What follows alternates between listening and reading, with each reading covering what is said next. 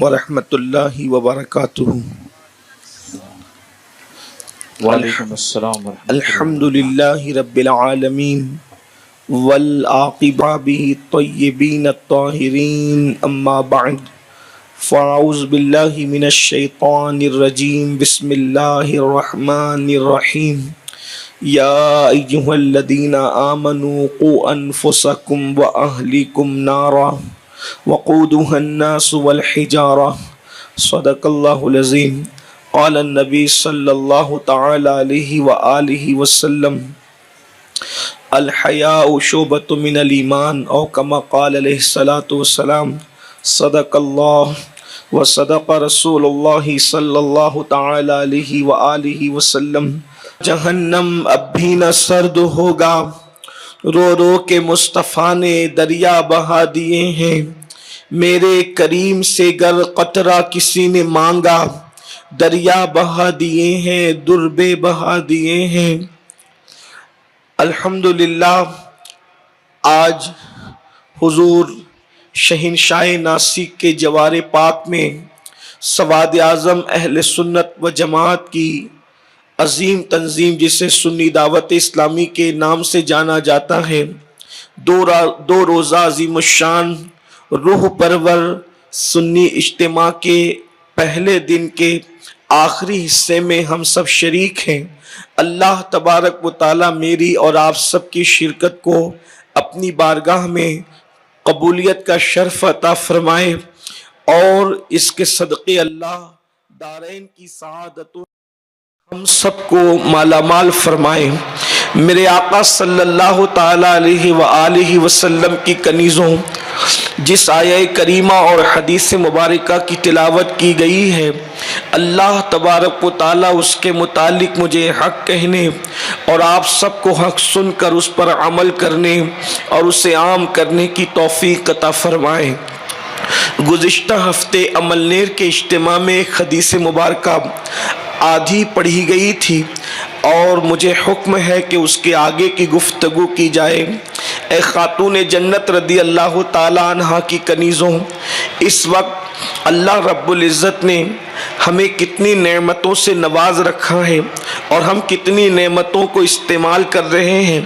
بہت ساری نعمتوں کو استعمال کر کے لطف اندوز تو ہو رہے ہیں، لیکن ہمیں اس کا احساس نہیں کہ ہم اللہ رب العزت کی کتنی نعمتوں سے مالا مال ہے۔ میرے آقا صلی اللہ علیہ وآلہ وسلم کی کنیزوں، ایک دن آنے والا ہے جسے موت کا دن کہتے ہیں۔ قیامت جب آئے گی اور ضرور آئے گی، لیکن انسان کی آنکھیں جس وقت موت سے بند ہو جاتی ہے، گویا کہ اس کی قیامت تو اسی وقت آ جاتی ہے، اس اعتبار سے کہ اب وہ قیامت کی تیاری نہیں کر سکتا، روز جزا کی تیاری نہیں کر سکتا۔ موت آنے کے بعد انسان آخرت کی تیاری نہیں کر سکتا۔ اے خاتون جنت رضی اللہ تعالی عنہ کی کنیزوں، ہر انسان پر ایک وقت آنے والا ہے، بلکہ ہر نفس پر ایک وقت آنے والا ہے جب اس کی روح کا رشتہ اس کے جسم سے ٹوٹ جائے گا، اور جب ٹوٹ جائے گا تو انسان پھر اچھے اور برے کیے کی سزا بھی پائے گا اور جزا بھی پائے گا۔ اچھا کیا ہے تو جزا ہے، برا کیا ہے تو سزا ہے۔ آئیے بغیر کسی تاخیر کے اس حدیث مبارکہ کی طرف چلتے ہیں۔ صرف ذہنوں کا رشتہ حدیث مبارکہ کی کڑیوں سے جوڑنے کے لیے میں حدیث مبارکہ کو شروع سے ایک اختصار کے ساتھ تلاوت کرتا ہوں۔ اس کے مفہوم کے اعتبار سے ایک مرتبہ سیدہ کائنات، مخدومہ کائنات سیدہ فاطمہ الزہرا رضی اللہ تعالی عنہ اور مولائے کائنات اللہ کے رسول صلی اللہ علیہ وآلہ وسلم سے ملاقات کے لیے گئے۔ جب اللہ کے حبیب علیہ السلام کے مبارک حجرے میں داخل ہوئے اور اللہ کے حبیب علیہ الصلاۃ و تسلیم کے کاشانہ اقدس میں داخل ہوئے تو کیا دیکھا؟ اللہ کے حبیب صلی اللہ علیہ وآلہ وسلم سر انور کو گھٹنوں پر رکھ کر کے رو رہے ہیں۔ اللہ کے حبیب صلی اللہ علیہ وآلہ وسلم کی مبارک आंखों से आंसुओं की लड़ियां जारी है। अल्लाह के हबीब अलैहिस्सलाम की आंखों में आंसू है। सैयदा कायनात ने अर्ज की, बाबा जान ये बताएं रोने की वजह क्या है, आप क्यों रो रहे हैं, बाबा जान आंखों में आंसू क्यों है? तो अल्लाह के हबीब सल्लल्लाहु अलैहि वसल्लम ने अपनी शहजादी से फरमाया कि मैं मेराज की शब जब मैंने अल्लाह अकबर जन्नत की सैर की और जहन्नम का मुशाहिदा किया तो उस वक्त मैंने जिन औरतों को, अपनी उम्मत की जिन औरतों को अजाब इलाही में गिरफ्तार देखा, आज वो औरतों का अजाब मुझे याद आ रहा है और उन पर होने वाले अजाब को याद करके मैं आंसू बहा रहा हूं। ऐ खातूने जन्नत की कनीजों, गुफ्तगू आगे बढ़ाने से पहले थोड़ी देर के लिए सोचें, वो रसूल जो हमारी माओं से ज्यादा हमसे प्यार करें, वो रसूल जो हमारे बाप से ज्यादा हमसे प्यार करें, वो रसूल जो अपनी औलाद, हम अपनी औलाद से जितना प्यार करते हैं उससे ज्यादा हुजूर हमें प्यार करते हैं, हमारी औलाद हमको जितना प्यार करती है उससे ज्यादा अल्लाह के रसूल हमसे प्यार करते हैं। मुझे बताओ तो सही, हम पर होने वाले अजाब को याद करके क्या कोई आंसू बहाता है? हम खुद भी आंसू नहीं बहाते, मगर कुर्बान जाए सैयदुल मासूमीन की हम लोगों से मोहब्बत पर अल्लाह के हबीब सल्लल्लाहु अलैहि वसल्लम इरशाद फरमाते हैं, फातिमा मेरे रोने की वजह यह है कि मेराज की शब जब मैंने औरतों को जहन्नम में मुशाहिदा किया, उन पर जो अजाब हो रहा था उस अजाब को याद करके आंसू बहा रहा हूं। और अल्लाह के हबीब सल्लल्लाहु अलैहि वसल्लम ने 6 गुनहगार औरतों का जिक्र किया। यहां इख्तिसार के साथ उन 6 का जिक्र करते हैं, 2 पर तबसरा नहीं करेंगे, तीसरी औरत से जो है थोड़ी शरह के साथ आपकी खिदमत में कुछ बातें पेश करेंगे। उम्मीद है मेरी यहां पर मौजूद हर बहन तवज्जो के साथ सुनेगी। याद रखना मेरी बहनों, अल्लाह के अजाब को कोई बर्दाश्त करने की ताकत नहीं रखता, किसी में ताकत और कुव्वत नहीं है कि वो अल्लाह के अजाब को बर्दाश्त कर सके। इसलिए औरतें तो यूं भी नाजुक होती है, औरतों को सिनफ नाजुक कहा गया है। अल्लाह के हबीब गैब नबी सल्लल्लाहु अलैहि वसल्लम ने सैयदा कायनात से फरमाया, एक औरत को जहन्नम में देखा गया, अल्लाह अकबर, कि उसको बालों की वजह से, बालों के बल जहन्नम के अंदर औंधा लटकाया गया है और उसकी खोपड़ी इस तरीके से खोल रही है, अल्लाह अकबर, जैसे चूल्हे पे रखी हुई हांडी खोलती है।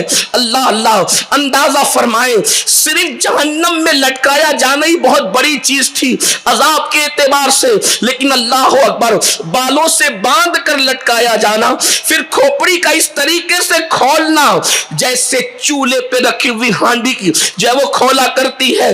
हजरत सैयदा कायनात ने पूछा, बाबा उसकी वजह क्या है? तो अल्लाह के हबीब सल्लल्लाहु अलैहि वसल्लम ने फरमाया, वो औरतें बगैर दुपट्टे के निकला करती थी घर से, अजनबी मर्दों से बगैर दुपट्टे के मुलाकात किया करती थी।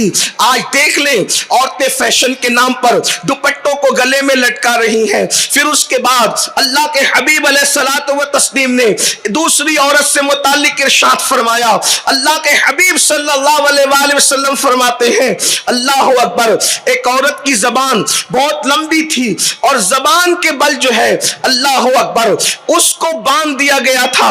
उसके बारे में सैयदा ने पूछा तो फरमाया, वो अपने शौहर से जबान दराजी करती थी, मुंह चलाती थी और शौहर का दिल दुखाती थी, शौहर को तकलीफ पहुंचाती थी। फिर उसके बाद अल्लाह के हबीब गैब नबी सल्लल्लाहु अलैहि वसल्लम ने तीसरी जहन्नमी औरत का जिक्र किया।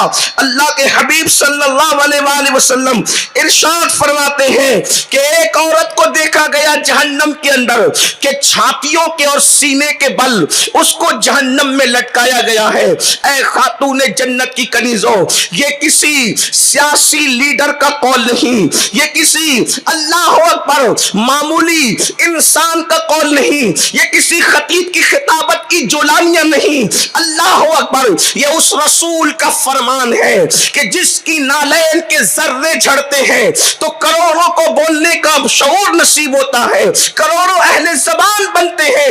ये उस रसूल का फरमान है जिसके लिए कुरान कहता है, वमा यंतिकु अनिल हवा इन हुवा इल्ला वह्युन यूहा, कि ये अपनी तबीयत से कलाम کلام نہیں کرتے، اپنی خواہش سے کلام نہیں کرتے، یہ جو کچھ بھی کہتے ہیں زبان ان کی ہوتی ہے، کلام خداوند قدوس کا ہوتا ہے۔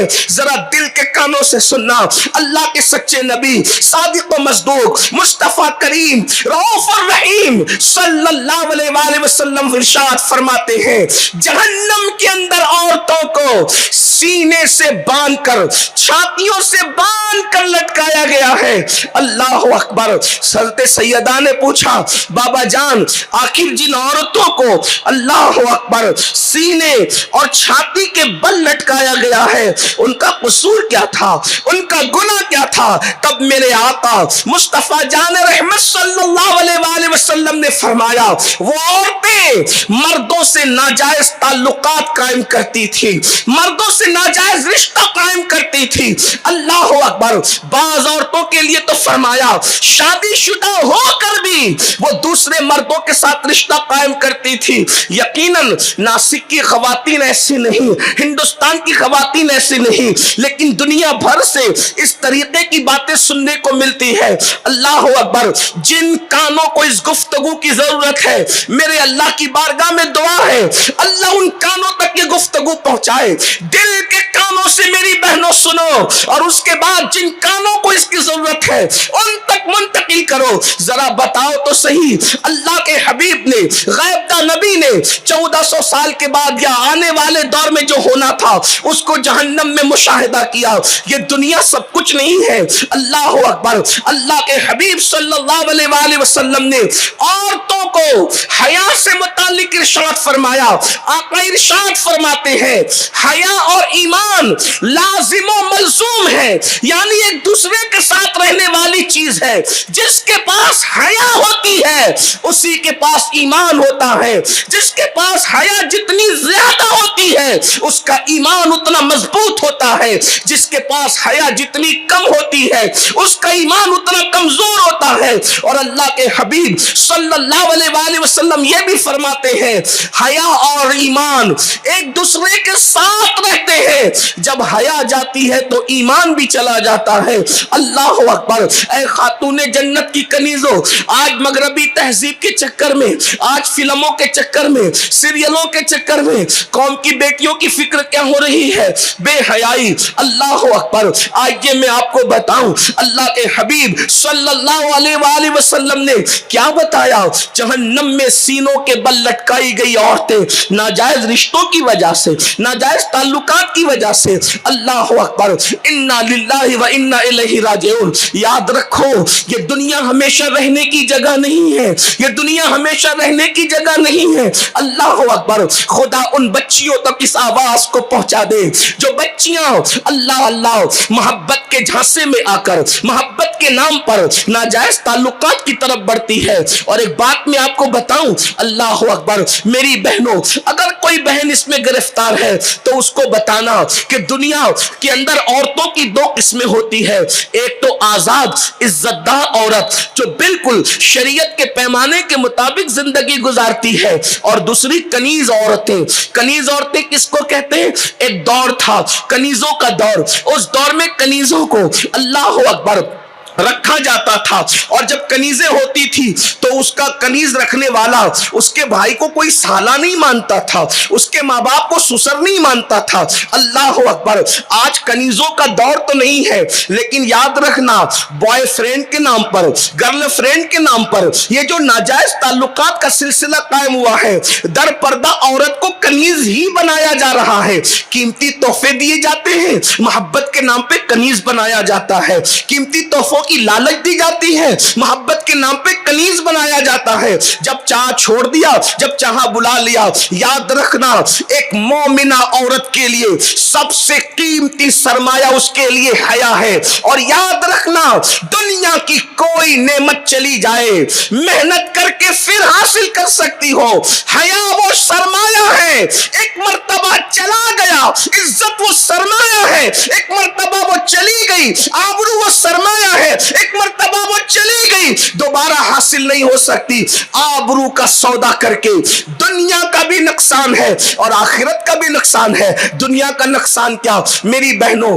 اگر اللہ اکبر محبت کے نام پر، پیار کے نام پر، افیئر کے نام پر، ناجائز تعلقات کے نام پر اگر شادی بھی ہو گئی، 2% لوگوں کی شادی ہوتی ہے، 98% لوگوں کی شادیاں، 98% لوگوں کی شادیاں نہیں ہوتی۔ اللہ اکبر، اس لیے کہ نوجوان لڑکے خاص طور پہ مرد اس قدر معاذ اللہ عیاری کا شکار ہوتے، اس معاملے میں مکاری کا شکار ہوتے ہیں۔ جس طریقے سے ایک بھورا پھول کا رس چوس کر کے دوبارہ اس طرف کا رخ نہیں کرتا، اسی طرح مرد جو ہے محبت کا جھانسا دے کر، پیار کا جھانسا دے کر، شادی کی لالچ دے کر، قیمتی تحفے دے کر اللہ اکبر عورت کا سب کچھ لوٹ لیتے ہیں اور پھر وہ برباد ہو جاتی ہے۔ مگر یاد رکھیں یہ سب اگر اس کے ساتھ ہو رہا ہو جو کلمہ پڑھتا ہو، جو ایمان والا ہو، جو مسلمان ہو، تو بھی یہ بہت معیوب ہے، اسلام نے اس کی بھی اجازت نہیں دی۔ مگر کیا کریں، اب ہم وہ دکھ والے دن دیکھ رہے ہیں، وہ تکلیف والے دن دیکھ رہے ہیں۔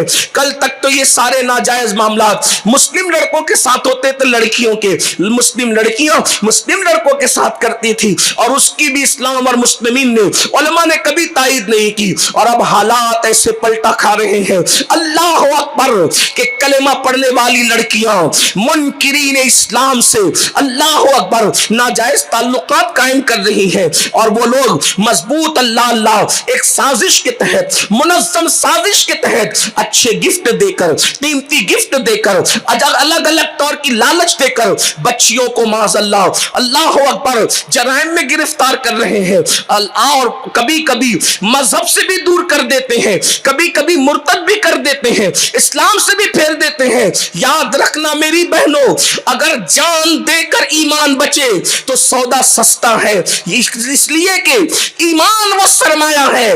بلال حبشی کو نہیں دیکھتے، حضرت بلال کو مکے کی گلیوں میں گھسیٹا گیا، مکے کی گلیوں میں پیٹا گیا، مکے کی گلیوں میں زخمی کیا گیا، ریت پر لٹا کر کے سینے پہ پتھر رکھ دیا گیا، اس کے باوجود بھی منکرین اسلام ان کا ایمان چھین نہ سکے۔ اے خاتون جنت کی کنیزوں، مجھے بتاؤ، صرف شادی کی بنیاد پر، صرف گھر بسانے کے لیے تم اس رسول کو چھوڑ کر کے جا رہی ہو، اس رسول کا پیارا دین چھوڑ کر کے جا رہی ہو؟ اللہ اکبر، جس نے ظالم معاشرے میں عورت کو عزت عطا کی، لوگ تو بچی پیدا ہونے کے بعد بچی کو زندہ دفن کر دیتے تھے، کس نے بچیوں کو زندہ دفن ہونے سے بچایا؟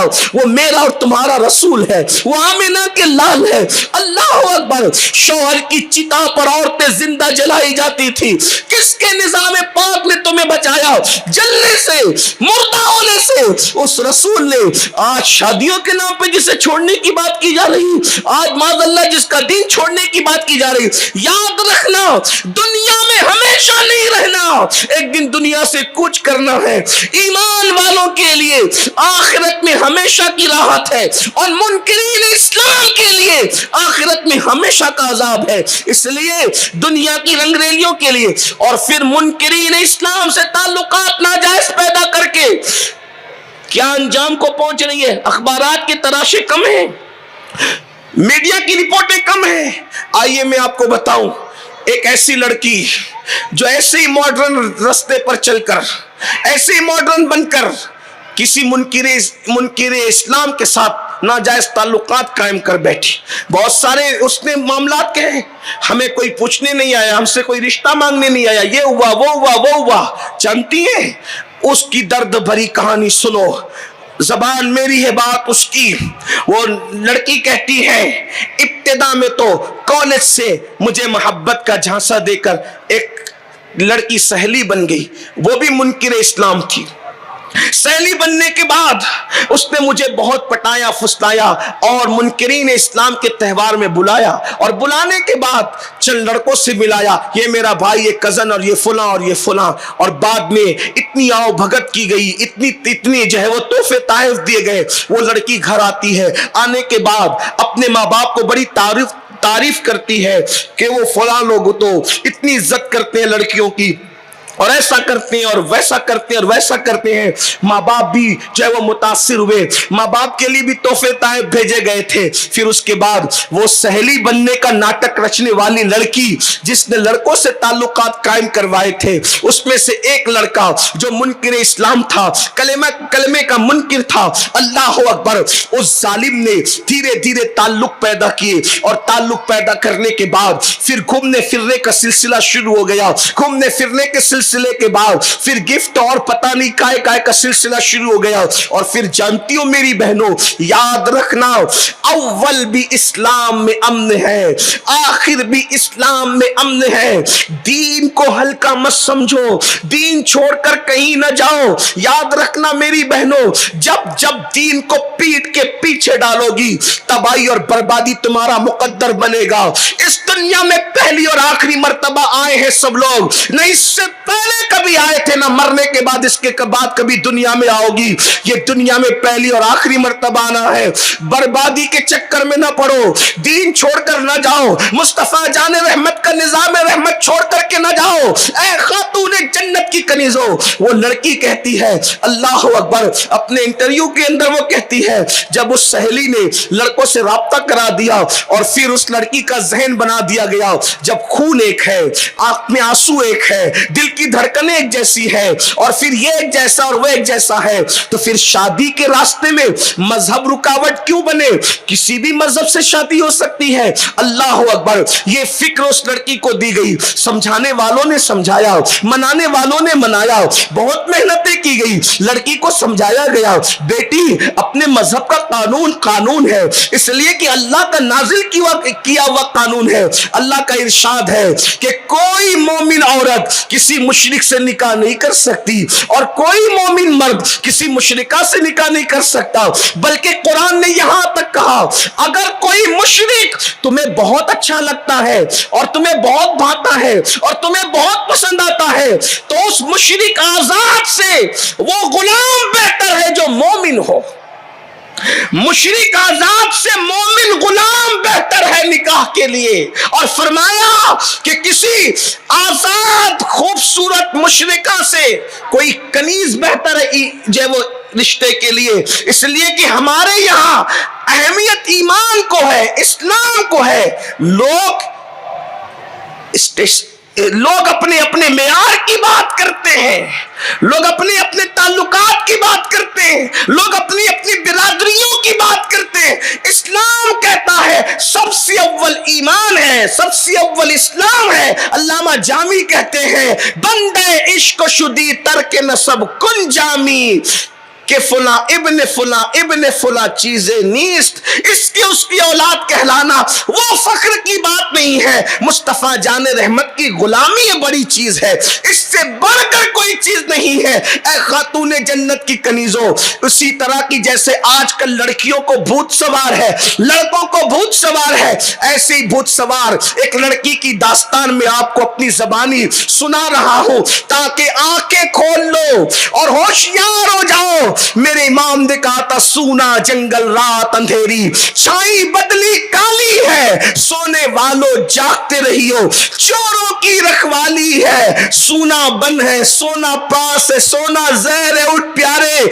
تیری گٹری تاکی ہے اور تو نے نیند نکالی ہے. آنکھ سے کاجل صاف چرا لے, یا وہ چور بلا کے ہیں, تیری گٹری تاکی ہے اور تو نے نیند نکالی ہے. اللہ اکبر. تو وہ لڑکی جسے عشق کا بھوت سوار تھا, یہ کوئی عشق نہیں. جسے محبت کا بھوت سوار تھا, یہ کوئی محبت نہیں. وہ لڑکی کہتی ہے, سہیلی کا ڈھونگ رچنے والی لڑکی نے جب لڑکے سے لڑکوں سے تعلقات جڑوائے, اور ایک لڑکے نے اللہ اکبر آفر کیا افیئر کا اور محبت کے جھانسے میں دے کر کے مجھے پھانس لیا.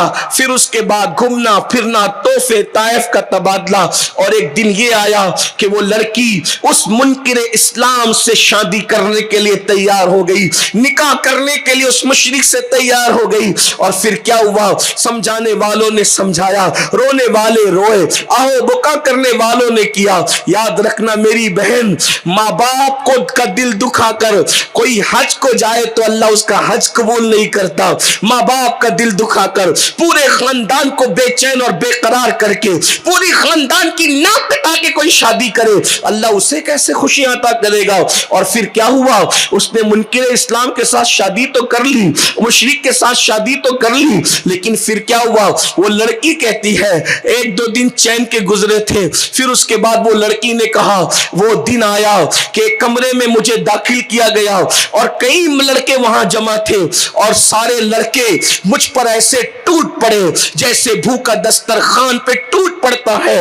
میں اپنے شوہر کو پکارتی رہی، آواز دیتی رہی، مگر اس ظالم نے میری کوئی مدد نہ کی اور وہ وہاں پر کھڑا رہا، یہاں تک کہ کئی مردوں نے مجھے اللہ اکبر جیسے بھوکا دسترخوان پہ ٹوٹ پڑتا ہے ویسے میرے ساتھ سلوک کیا، بدسلوکی کی، اور وہ کھڑا ہوا تماشا دیکھتا رہا، یہاں تک کہ جب میری جان پر یہ بار ہو گیا کہ میں مر سکتی ہوں اور ادمری ہو گئی ہوں، ان ظالموں نے مجھے چھوڑا، میں چیختی اور چلاتی رہی، آخر کار جب میری جان بھی اس کے بھی لالے پڑ گئے تو پھر حال یہ ہوا جب وہ چھوڑ کر کے چلے گئے تو بعد میں جس کو اپنا دوست، اپنا شوہر، رفیق سفر سمجھتی تھی، اس نے بھی منہ پھیر لیا، اور لاسٹ میں نوبت یہ آئی کہ مجھے طوائف خانے میں داخل کرنے کا پلان بن گیا، مگر اب حالات یہ تھے وہ جس کو شوہر سمجھ کر میں نے جس کی محبت کے جھانسے میں اپنا گھر چھوڑا، مذہب چھوڑا، سب چھوڑا، اس کے لیے ساری قربانیاں دی تھی، میں نے سوچا تھا کہ یہ رفیق سفر بنے گا زندگی کے لیے، وہ ظالم نے تو منہ موڑ لیا اور طوائف خانے تک پہنچانے کی نوبت آ گئی، لیکن اللہ اکبر اب میں پلٹ کر ماں باپ کی طرف جانا چاہتی تھی تو وہ معاشرہ بھی مجھے قبول کرنے کے لیے تیار نہ تھا، اور اس نے اللہ اکبر پھر یہ دکھ بھری کہانی سنائی، آپ جانتی ہیں میری بہنوں، اللہ اکبر پھر وہ ایک مدرسے میں لا کر کے ڈالنی جانے والی تھی اور مدرسے کے داخلے کے لیے بات کہی گئی، ہم نے بہت کوششیں کی، کاوشیں کی کہ کسی طرح مدرسے والے اس کو لے لے، مدرسے والوں نے کہا ذمہ کون لے گا؟ اللہ اکبر یہ صورتحال ہے، یہ دردناک، یہ تو ایک داستان ہمارے سامنے آئی، ایسی درجنوں دکھ کی داستان ہے، اے خاتون جنت کی کنیزوں یاد رکھنا، جو قوم خدا سے وفا نہ کرے، وحدہ لا شریک سے وفا نہ کرے، جو قوم رسول اللہ سے وفا نہ کرے، وہ قوم کسی عورت سے کیا وفا کر سکتی ہے؟ اس لیے آوارگی کی راہ پہ نہ جاؤ، اور پھر آپ کو بتاؤں یہ ناجائز تعلقات کسی مسلم سے ہو یا منکر اسلام سے ہو، ناجائز تو ناجائز ہے، حرام تو حرام ہے، میری بہنوں آپ کو بتاؤں دل کے کانوں سے سن لو، اللہ اکبر جب مرد کسی سے افیئر کے معاملات کرتے ہیں، ناجائز تعلقات قائم کرتے ہیں تو صرف اپنی جنسی خواہش کی تسکین کے لیے، صرف اپنی ہوس کا نشانہ بنانے کے لیے، اور یاد رکھنا اللہ کے رسول صلی اللہ علیہ وآلہ وسلم نے ارشاد فرمایا، اللہ پاک ارشاد فرماتا ہے حدیث قدسی میں، اللہ پاک نے حضرت موسیٰ علیہ السلام سے کہا موسیٰ جو دنیا میں زنا کرے گا میں اس کو آگ کا کرتا پہناؤں گا، اس کو آگ کا لباس پہناؤں گا، اور اللہ کے رسول علیہ السلام فرماتے ہیں حضرت موسیٰ کلیم سے اللہ نے فرمایا جس کو میں جب آگ کا کرتا پہناؤں گا زنا کرنے والے مردوں کو اور عورتوں کو جب میں جہنم کی آگ کا کرتا پہناؤں گا وہ اتنا وزنی ہوگا کہ اگر وہ کسی پہاڑ پہ رکھ دیا جائے تو پہاڑ بھی ریزہ ریزہ ہو جائے، جس سے پہاڑ بھی ریزہ ریزہ ہو جائے، ایسا کرتا جہنمی مردوں کو اور جہنمی عورتوں کو آگ کا بنا ہوا کرتا پہنایا جائے گا۔ میری بہنوں بتاؤ جب پہاڑ ریزہ ریزہ اس کرتے کی وجہ سے ہوگا تو انسان کے جسم کا کیا بنے گا، انسان کے جسم کا حال کیا ہوگا؟ اللہ اکبر اس لیے یہ دنیا ہے، دنیا اس فریبی اور مکار دنیا سے دل نہ لگاؤ، حرام کام نہ کرو، ناجائز تعلقات کی طرف جانے والی بچیاں اللہ اکبر خدا کرے ان کے کان تک آواز پہنچ رہی ہو، گزارش ہے اللہ نے آبرو دی، عزت دی، اسلام جیسا مذہب دیا تو اس سے جڑ کر کے رہو، انتظار کرو، اللہ نے درختوں کی پتیوں کو بے جوڑ پیدا نہیں کیا، انسان کے سر کے بالوں کو بے جوڑ پیدا نہیں کیا، بالوں کی چمڑی پر جو بکریوں کی چمڑی پر جو بال اگتے ہیں، اللہ نے ان بالوں کو بے جوڑ پیدا نہیں کیا، تو اللہ نے کسی انسان کو بے جوڑ کیسے پیدا کیا؟ اللہ نے تمہارا مقدر لکھا، رشتے آسمان سے بن کر آتے، انتظار کرو۔ اور یہ جو ایک فکر ہے نا کہ میں پڑھی لکھی ہوں تو مجھے بھی پڑھا لکھا بہت شوہر ملے، اچھی بات ہے، لیکن اتنا میں آپ سے کہنا چاہتا ہوں، یہ دنیا ہے، یہاں ہر مراد کسی کی پوری نہیں ہوتی۔ کوئی بندہ ایسا نہیں ہے یہاں جس کی ہر مراد پوری ہوئی ہو۔ مقبول سے مقبول ترین بندہ بھی اس دنیا میں آپ کوئی نہ کوئی مراد دنیا سے لے کر گیا ہے۔ مولا کائنات علی مرتضیٰ سے کسی نے پوچھا اللہ کو آپ نے کیسے پہچانا؟ فرمایا میں ارادہ کرتا ہوں وہ میرا ارادہ توڑ دیتا ہے۔ تب میں نے اللہ کی معرفت حاصل کی کہ جو علی کا ارادہ توڑ دے وہ کتنی بڑی قوت ہوگی۔ تو میری بہنوں، یہاں کوئی کتنا بھی مقبول بندہ ہو، اس کی ہر مراد پوری نہیں ہوئی ہے۔ جب مقبولوں کی ہر مراد پوری نہیں ہوئی ہے تو ہم لوگ تو گنہگار لوگ ہیں، اپنی ہر مراد یہاں کیسے پوری ہو سکتی ہے؟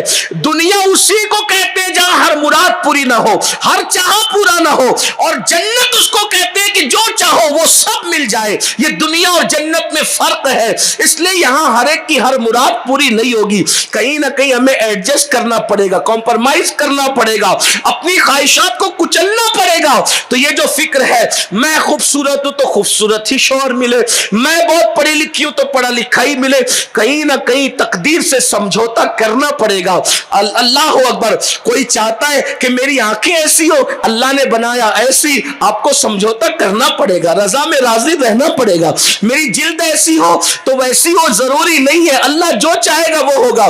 تو اللہ کے فیصلے پہ بندے کو راضی رہنا چاہیے، اور اگر اللہ کے فیصلے پہ بندہ راضی رہتا ہے تو پھر اللہ رب العزت اس کو نوازتا ہے، اور جو اللہ پر اعتراض کرتا ہے وہ ہلاک ہو جاتا ہے۔ آئیے اس سلسلے میں ایک بات عرض کروں، حالانکہ وقت ختم ہونے کے قریب ہے، میں وہ حدیث پوری پڑھوں گا آج انشاءاللہ اور وہ پورا کر دوں گا، لیکن ایک بات میں آپ سے کہتا ہوں، بڑی خوبصورت روایت یاد آئی، اور آپ سے بھی کہتا ہوں جو یہاں بہنیں موجود ہیں، فتنہ ارتداد کا مقابلہ کرنے کے لیے خواتین کو بہت بڑی قربانی دینی ہوگی۔ یعنی اگر آپ بہو ڈھونڈنے کے لیے نکل رہی ہے تو آپ کو بھی اپنے بیٹے کو سمجھانا پڑے گا کہ جہیز کے معاملات کو ہم نظر انداز کریں، مانگنے کے معاملات کو نظر انداز کریں، کوشش کریں بغیر جہیز کی شادیاں کرنے کے، اور یہ کام بیٹے والے کر سکتے ہیں۔ اگر بیٹوں کی ماں یہ ٹھان لے کہ میں نے بغیر جہیز کے غریب کی بچیوں کو بہو بنا کر لانا ہے، انشاءاللہ جہیز تو چند دنوں تک کام آتا ہے، لیکن کسی غریب کے دل سے دعا نکل جائے اللہ تمہاری نسلوں کو اس کی برکتیں عطا فرمائے گا۔ اس لیے شادی کے اخراجات کم ہونے چاہیے، عورتیں اس میں بہت بڑا رول ادا کر سکتی ہے۔ دلہن کے گھر سے زیورات کا مطالبہ کرنے کی بجائے دولہے والے خود یہ کہے کہ ہم کچھ نہیں لے جائیں گے، ہم سنت کے مطابق شادی کریں گے، واقعتاً سنت کے مطابق شادی کریں گے، پھر دیکھیے انشاءاللہ اس پر ہم بند باندھ سکیں گے۔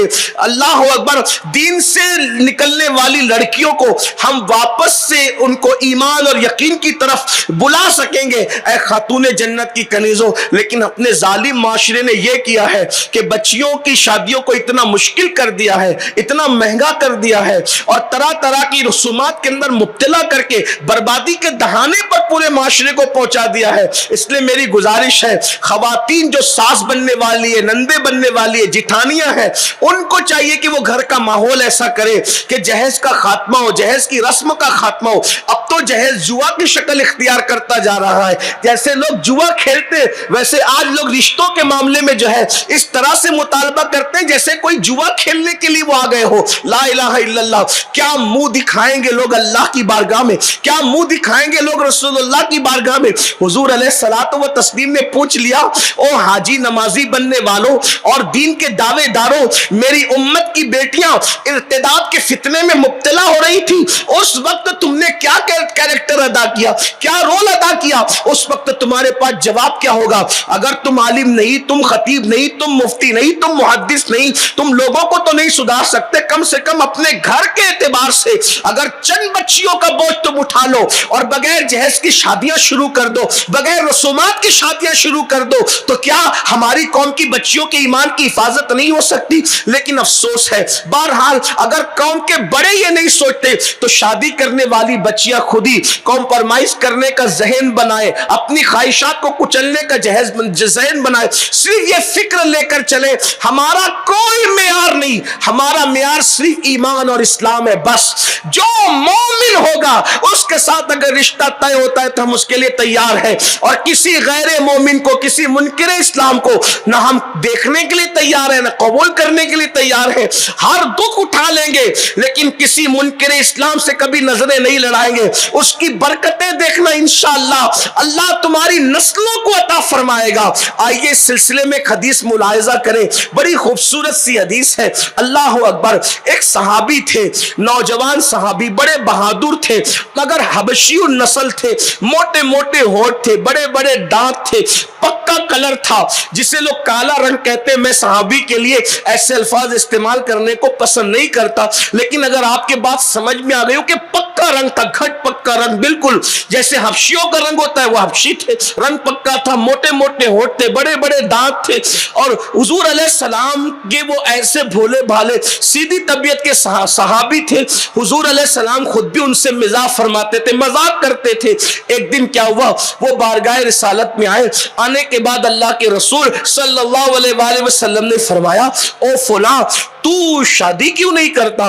تو انہوں نے عرض کی, یا رسول اللہ صلی اللہ علیہ وآلہ وسلم میرے ساتھ کون شادی کرے گا؟ مدینے کے لوگ خوبصورت ہیں, مالدار بھی ہیں, مدنی لوگ غیر مدنی کو بیٹیاں نہیں دیتے, حبشی کو کیا بیٹی دیں گے؟ اللہ اکبر. اتنا سننا تھا. حضور نے پھر فرمایا, تو شادی کیوں نہیں کرتا؟ دوسری بار کہا, ان کی آنکھ میں آنسو آ گئے. جب آنکھ میں آنسو آئے تو اللہ کے رسول علیہ السلام کی عادت تھی, حضور کسی کی آنکھ میں آنسو نہیں دیکھ سکتے تھے. میرے آقا علیہ السلام کا دل بڑا نرم تھا, حضور نے کبھی کسی کی آنکھ میں آنسو نہیں دیکھے. سرے بالی انہیں رحمت کی ادا لائی ہے, سرے بالی انہیں رحمت کی ادا لائی ہے, حال بگڑا ہے تو بیمار کی بنائی ہے.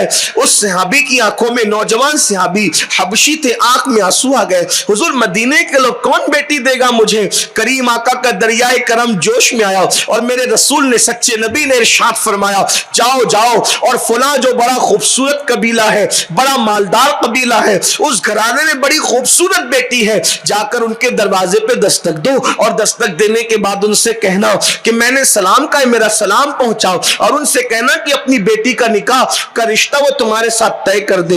اللہ اکبر. خوش نصیبی یہ تھی کہ اگر وہ ہاں کر دے تو اللہ کے رسول نکاح میں خود تشریف لائیں گے, اللہ کے رسول صلی اللہ علیہ وآلہ وسلم کی نکاح میں خود شرکت ہوگی. وہ گئے اور دروازے پہ دستک دی. دروازے پہ دستک دینے کے بعد دروازہ کھلا. اس صحابی نے, جو مالدار بھی تھے, خوبصورت قبیلے سے تعلق تھا, خوبصورت بیٹی رکھتے تھے, انہوں نے پوچھا, اس وقت تم؟ تو پوچھا وہ اس وقت تم؟ تو عرض کیا کہ میں اللہ کے رسول کی طرف سے آیا ہوں, حضور نے آپ کو سلام کہا ہے. انہوں نے کہا, اللہ کے رسول نے سلام کہا ہے, خوش نصیبی میری. اور کیا بات ہے؟ کہ اللہ کے رسول نے سلام کہا. سلام کا اور بھی کوئی بات ہے؟ ہاں. آقا نے ارشاد فرمایا کہ اللہ کے رسول کا حکم ہے کہ تم اپنی بیٹی کا رشتہ میرے ساتھ طے کر دو, اپنی بیٹی کا رشتہ میرے ساتھ طے کر دو, حضور کا حکم ہے. اب انہوں نے دیکھا سر سے لے کے پیر تک کوئی انسان ولی ہو, صحابی ہو, عالم ہو, محدث ہو, فقیہ ہو, لیکن دل میں اولاد کے لیے جذبات کم و بیش ایک ہی ہوتے ہیں. باپ باپ ہوتا ہے, ڈگری کوئی ہو, باپ باپ ہوتا ہے. انسان کی صلاحیت کوئی ہو, باپ باپ ہوتا ہے. ایک باپ کے دل میں اولاد کے لیے جو جذبات ہوتے ہیں وہ باپ ہی کے دل میں ہو سکتے ہیں. اوپر سے لے کے نیچے تک اس جوان کو دیکھا اور اس کے بعد خیال آیا, اگر ہاں کر دوں, اتنی خوبصورت بیٹی کو حبشی کے بندن میں باندھ دوں جس کا خود کا مکان بھی نہیں, کوئی کاروبار بھی نہیں, کوئی کھاتا پیتا گھر نہیں, اللہ اکبر, تو میں اپنی بیٹی کو کیسے مناؤں گا؟ ایک اپنی بیٹی کے مستقبل کو ایک حبشی کے بندن سے باندھ دوں. اور دوسری طرف خیال آیا, اگر نہ کہوں تو حضور کے حکم کا انکار ہوگا, ایمان اس طرف خطرے میں ہے, ایک طرف بیٹی کا مستقبل ہے, ایک طرف اپنی آخرت ہے, جواب کیا دوں؟ فوری طور پہ کہا, رکو, ٹھہرو, میں اپنی بیوی سے مشورہ کر لوں. اور جیسی بیوی کے پاس جا کر کے بات رکھے, اس سے پہلے کہ ان کی بیوی کچھ کہتی, خوبصورت حسین و جمیل بیٹی جس کی واقعی تربیت مصطفیٰ جان رحمت صلی اللہ علیہ وآلہ وسلم کی تعلیم کے سائے میں کی گئی تھی, ماں باپ کچھ اور فیصلہ کرتے, اس جو وہ خوبصورت سی لڑکی نے جواب دیا، امی اور بابا نہ کہنے کی ضرورت نہیں ہے، آنے والے حبشی کو دیکھنے کی ضرورت نہیں ہے، بھیجنے والے مصطفیٰ جان رحمت کو دیکھا جائے۔ تمہاری بیٹی کتنی خوش نصیب ہے کہ اللہ اکبر، کسی کا رشتہ ماں باپ طے کرتے، دادی دادا طے کرتے، نانا نانی طے کرتے، قبیلے کے لوگ طے کرتے، تمہاری بیٹی کا رشتہ محمد الرسول اللہ نے طے کیا، آمنہ کے لال نے طے کیا۔ ہر کڑوا گھونٹ پی لوں گی، ہر غربت کو برداشت کر لوں گی، ہر تکلیف کو برداشت کر لوں گی، مگر حضور کو ناراض نہیں کروں گی، اللہ کے حبیب کو ناراض نہیں کروں گی۔ بابا آنے والے حبشی کو دیکھنے کی ضرورت نہیں ہے، بھیجنے والے مصطفیٰ جان رحمت کو دیکھا جائے۔ جلدی سے ہاں کر دے بابا، میں یقین دلاتی ہوں ہر دکھ درد سہ لیا جائے گا۔ اور اس کے بعد پھر ہاں کر دیا گیا۔ اللہ کے رسول نے جب یہ بات سنی اتنا خوش ہوئے میرے آقا، آقا نے اس بچی کو دعا دی، آقا نے دعا دی، اللہ تجھے خوش رکھے۔ حضور نے دعا بھی خوش رکھے۔ خدا کی قسم میرے نبی کی دعا، جانے دعا کی دعا کیا ہے، اگر وہ کسی کو پیار سے دیکھ لے تو اس کی نسلوں کا مقدر سنور جائے۔ حضور کسی کے لیے دعا کرے تو حضور کی دعا کیا ہے؟ میرے امام کہتے ہیں عنایت کا جوڑا، اجابت کا صحرا، دلہن بن کے نکلی دعائیں محمد، اور اجابت نے جھک کر گلے سے لگایا بڑی ناز سے جب دعائیں محمد۔ پھر کیا ہوا؟ حضور نے دعا دی اور دعا دینے کے بعد حبشی سے نکاح ہو گیا۔ چند ہی دن میں اللہ نے اس حبشی کو بڑا کاروبار بھی دے دیا، اچھا گھر بھی دے دیا۔ مدینے کی عورتیں آپس میں باتیں کرتی تھی کہ سب سے زیادہ خرچیلا اگر مدینے میں کوئی گھر ہے مدینہ منورہ میں تو وہ اسی لڑکی کا گھر ہے جو مدنی ہو کر حضور کی خوشی کے لیے حبشی کے ساتھ شادی کر چکی ہے۔ اللہ کے رسول کی دعا نے اس کی زندگی کو جنت نشان بنا دیا، خوشیوں سے بھرپور کر دیا۔ اے خاتون جنت کی کنیزوں، کیا سمجھی آپ؟ حضور کی دعا کے لیے، حضور کی دعا لینے کے لیے، اللہ کے رسول صلی اللہ علیہ وآلہ وسلم کی دعا لینے کے لیے، حضور کو خوش کرنے کے لیے صرف ایمان اور اسلام پر خیال رکھو کہ اپنا کوئی معیار نہیں ہے، اسلام ہمارا معیار ہے۔ جہاں ایمان و اسلام ہو، اس لیے کہ اس سے بڑی ڈگری کوئی نہیں ہے، یہ سب سے بڑی ڈگری ہے۔ ساری کاغذ کی ڈگریاں جو دنیا کی ہے، میں اس کی عظمت کا اور اس کی اہمیت کا انکار نہیں کر رہا ہوں، میں اسے حقارت کی نظر سے دیکھتا ہوں، لیکن یاد رکھنا ساری کاغذ کی ڈگریاں قبر کے باہر رہے گی، ایمان کی ڈگری قبر کے اندر جائے گی۔ اور اس ڈگری کی شان یہ ہے جب ایمان کی ڈگری لے کر کے جاؤ گی تو فرشتے بھی تعظیم کریں گے۔ امام کہتے ہیں نکیرین کرتے ہیں تعظیم میری، فدا ہو کے تجھ پہ یہ عزت ملی ہے، اس لیے اپنا معیار یہ ہونا چاہیے۔ تو پھر اللہ کے رسول صلی اللہ علیہ وآلہ وسلم نے ارشاد فرمایا کہ میں نے ایک عورت دیکھی جہنم کے اندر، اللہ اکبر، جس کے دونوں ہاتھ پاؤں کو اس کے سر سے باندھ دیا گیا ہے، ہاتھ پاؤں کو اس کے سر سے باندھ دیا گیا ہے اور وہ جہنم میں لٹکی ہوئی ہے۔ سیدہ نے پوچھا بابا ایسا کیوں؟ تو آقا علیہ السلام نے ارشاد فرمایا کہ جب وہ جنابت سے، حیض و نفاس سے پاک ہوتی تھی تو وہ غسل نہیں کرتی تھی۔ اب میں یہاں کچھ نہیں کہنا چاہتا، بہنیں بیٹیاں مائیں سب ہے، لیکن صرف اتنا کہنا چاہتا ہوں کہ مفتی صاحب قبلہ حضور محقق کے مسائل جدیدہ سے آپ نے مسائل پوچھے ہیں، صرف حیا کے پردے میں اتنا کہنا چاہتا ہوں کہ 7 دن تک انتظار کرنے کی ضرورت نہیں۔ جیسے ہی ناپاکی کے ایام ختم ہو جائے عورتوں کو چاہیے وہ غسل کرے اور غسل کر کے نماز شروع کر دے۔ بچے کی ولادت کے بعد 40 دن تک انتظار کرنے کی ضرورت نہیں، جیسے ہی ناپاکی کے دن ختم ہو جائے غسل کرو اور نماز شروع کر دو۔ یہ ہمارے علاقے میں ناسک سے لے کے برہان پور تک یہ جتنا پٹا ہے اور پھر ادھر دکن کا پٹا، اس طرف یہ دیکھا جا رہا ہے، سنا جاتا ہے کہ عورتیں پاک ہونے کے بعد بھی، ناپاکی کے ایام ختم ہونے کے بعد بھی، بچے کی ولادت کے بعد چلے کا انتظار کرتی رہتی ہے، 40 دن کا انتظار کرتی رہتی ہے، نماز شروع نہیں کرتی، روزے چھوڑتی رہتی ہے۔